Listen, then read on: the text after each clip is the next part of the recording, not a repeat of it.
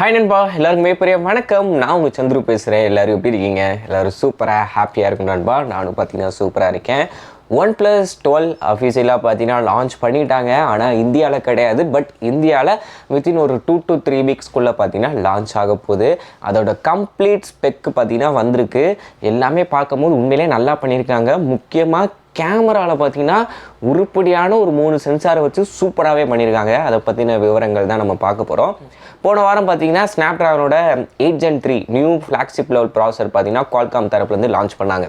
அப்போ லான்ச் ஆகும்போதே சொல்லியிருந்தாங்க எந்தெந்த பிராண்ட்லாம் பார்த்தீங்கன்னா ஃபஸ்ட்டாக அவங்க ஸ்மார்ட் ஃபோனை ஸ்னாப்ட்ராகன் 8 Gen 3யோட கொலாப் பண்ணி கொண்டு வர போகிறாங்கன்னு சொல்லிட்டு இருந்துச்சு.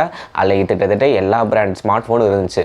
சாம்சங் அதுக்கப்புறம் OnePlus, ஓப்போ, விவோன்னு சொல்லிட்டு எல்லா பிராண்டுமே இருந்தாங்க. OnePlus 12 கூடிய சீக்கிரமே பார்த்தீங்கன்னா அவங்களோட OnePlus 12 ஸ்மார்ட் ஃபோனை குளோபலாக லான்ச் பண்ண போகிறாங்க. சைனா லான்ச் ஆயிடுச்சு. இந்தியாலையும் மற்ற கண்ட்ரிஸும் இன்னும் கூடிய சீக்கிரம் பார்த்தீங்கன்னா லான்ச் ஆகுது. இதோட டிசைன் வழக்கம் போல் பார்த்தீங்கன்னா நம்ம பார்த்த டிசைன் தான் லைட்டாக பார்த்தீங்கன்னா சேஞ்ச் பண்ணியிருக்காங்க. ஆப்பிளில் இருந்து இன்ஸ்பயர் ஆகிருக்காங்க போல். 5 வருஷத்துக்கு ஒருக்க தான் டிசைனில் ஏதாவது மேஜர் சேஞ்சஸே கொண்டு வரணும் அப்படின்ற மாதிரி இவங்களும் ஒரு சபதம் எடுத்திருக்காங்க போல்.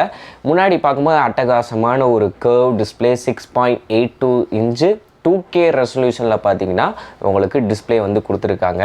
ஸோ டிஸ்பிளேயோட கிளாரிட்டியை பொறுத்த வரைக்கும் OnePlus எப்பயுமே நல்லா தான் பண்ணுவானுங்க.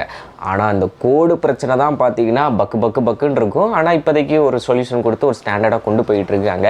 ஸோ அதனால் அந்த பஞ்சாயத்து வராதுன்றதை நம்புவோம்.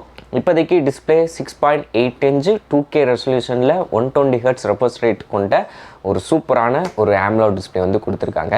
ஸோ அதில் எந்த பஞ்சாயத்தும் கிடையாது. சில சைட்டில் 144 Hzன்றாங்க, சில இதில் பார்த்தீங்கன்னா 120 Hzன்றாங்க. ஸோ அதை வந்து நம்ம கிளாரிஃபை பண்ணி நான் உங்களுக்கு டிஸ்கிரிப்ஷனில் ஆட் பண்ணி விட்றேன். ஓகே நண்பா. அது மட்டும் இல்லாமல் LTPO டெக்னாலஜி பார்த்தீங்கன்னா இருக்கான். 2600 நிட்ஸ் வரைக்கும் பீக் பிரைட்னஸ் லெவல் பார்த்தீங்கன்னா டிஸ்பிளே அச்சீவ் பண்ணும். HDR10+ கண்டென்ட்டு அது இதுன்னு எல்லாமே பார்த்தீங்கன்னா இந்த டிஸ்பிளேல டாப் எண்டாக கொடுத்துருக்காங்க. இப்போ பின்னாடி கேமரான்னு சொன்னேன்ல, அதில் பின்னாடி 3 கேமரா இருக்குது. ப்ரைமரி 50 மெகாபிக்சல் வித் சோனியோட IMX966 சென்சார் வந்து யூஸ் பண்ணியிருக்காங்க. வித் ஆப்டிக்கல் இமேஜ் ஸ்டெபிலைசேஷன் பார்த்தீங்கன்னா இந்த கேமரா வந்து சப்போர்ட் பண்ணுது. அல்ட்ரா வைடுக்கும் பார்த்தீங்கன்னா 50 மெகாபிக்சல் கேமரா கொடுத்துருக்காங்க. மூணாவதாக ஒரு பெரிஸ்கோப்பி லென்ஸ் 64 மெகாபிக்சலுக்கு வித் ஆப்டிக்கல் இமேஜ் ஸ்டெபிலைசேஷனோட இருக்குது. ஆனால் இது எத்தனை எக்ஸ் வரைக்கும் ஹையஸ்ட் ஜூம் போகும் அப்படின்றத பார்த்தீங்கன்னா சொல்லலை. 50x போகுமா 100x போகுமா அப்படின்றத சொல்லலை. பட் பெரிஸ்கோப்பி லென்ஸுன்றது கன்ஃபார்ம் 3மே உருப்படியாக கொடுத்துருக்காங்க. செல்ஃபிக்கு 32 மெகாபிக்சல் கேமரா அப்படின்றது இருக்குது. பேட்டரின்னு பார்க்கும்போது 5400 mAh பேட்ரி, 100 வாட்ஸுக்கான ஒரு சூப்பர் ஃபாஸ்ட் சார்ஜர் பார்த்தீங்கன்னா கொடுக்குறாங்க. வயர்லெஸ் சார்ஜிங் சப்போர்ட்டும் இருக்குது. அது வந்து 50 வாட்ஸுக்கான ஸ்பீடில் பார்த்தீங்கன்னா ஏறும். அதுவும் நீங்கள் OnePlusோட வயர்லெஸ் சார்ஜர் தான் வாங்கணும். அப்போ தான் 50 வாட் ஸ்பீடு சப்போர்ட் பண்ணும். இல்லாட்டி வழக்கம் போல் 15 வாட்ஸு 10 வாட்ஸ் தான் பார்த்தீங்கன்னா இருக்கும். இருந்தாலும் 50 வாட்ஸ் வயர்லெஸ் சார்ஜிங்கு, அதுக்கப்புறம் 100 வாட்ஸ் வயர்டு சார்ஜிங்கிறப்ப உண்மையிலே ஒருத்தர் தான் பாக்ஸ்லேயே பார்த்தீங்கன்னா சார்ஜரையும் கொடுத்துருவானுங்க. அதில் எந்த பஞ்சாயத்தும் கிடையாது. டூயல் ஸ்பீக்கர் இருக்க போது அலர்ட் ஸ்லைடரு இந்த ஸ்மார்ட் ஃபோனில் கண்டிப்பாக இருக்குது. அதுவுமே அவங்க கன்ஃபார்ம் பண்ணியிருக்காங்க. IP64க்கான water and dust resistance rating இருக்குன்றத சைனாவில் ஃபோனு பின்னாடி இருக்கிற லேபிளை ரவுண்ட் அப் பண்ணி பார்த்தீங்கன்னா நம்ம பையில கண்டுபிடிச்சிருக்காங்க. ஸோ IP ரேட்டிங்கும் பார்த்தீங்கன்னா இதில் இருக்குது. இன்னொன்று டூயல் சிம் 5G சப்போர்ட்டு அது இதுன்னு இருக்குது. உள்ளே யூஸ் பண்ண ப்ராசர் ஸ்னாப்ட்ராகன் 8 Gen 3 அடுத்த வருஷத்துக்கான ஒரு ஃப்ளாக்ஷிப் லெவல் ப்ராசர். எப்பயுமே வருஷம் ஸ்டார்ட் ஆனே வரும். இப்போ இந்த வருஷத்தோடய பார்த்தீங்கன்னா லான்ச் பண்ணுறாங்க. ஸோ ஒரு பவர்ஃபுல்லான ப்ராசர் கொடுக்குறாங்க. அதுக்கப்புறம் இன்னும் கொஞ்சம் நாளில் பார்த்தீங்கன்னா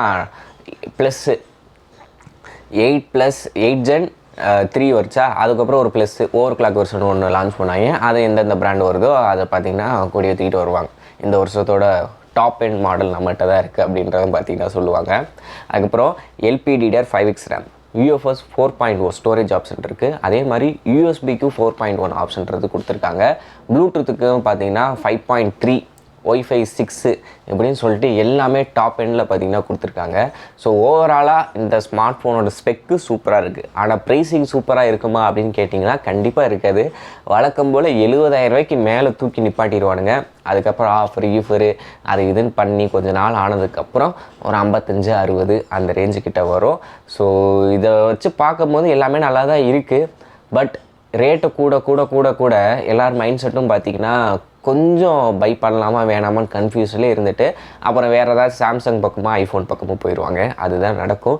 ஸோ என்னன்றதை வெயிட் பண்ணி பார்க்கலாம். இந்தியாவில் லான்ச் ஆகட்டும். அதில் என்ன ப்ரைஸில் மாற்றிருக்கேன், மற்ற விஷயங்கள்லாம் என்னன்றதை பொறுமையாக பார்த்துச்சுன்னா ஆண்ட்ராய்ட் 14ஓட பார்த்தீங்கன்னா இந்த ஸ்மார்ட் ஃபோன் வரப்போகுது. மேற்கொண்டு அடுத்தடுத்த வீடியோ வருது, iQOO 12 வருது, ஓப்போ, விவோ, ஷோமி. ஸோ மறக்காமல் நம்ம சேனலை சப்ஸ்கிரைப் பண்ணி வச்சுக்கோங்க. தேங்க்யூ நண்பா, பை.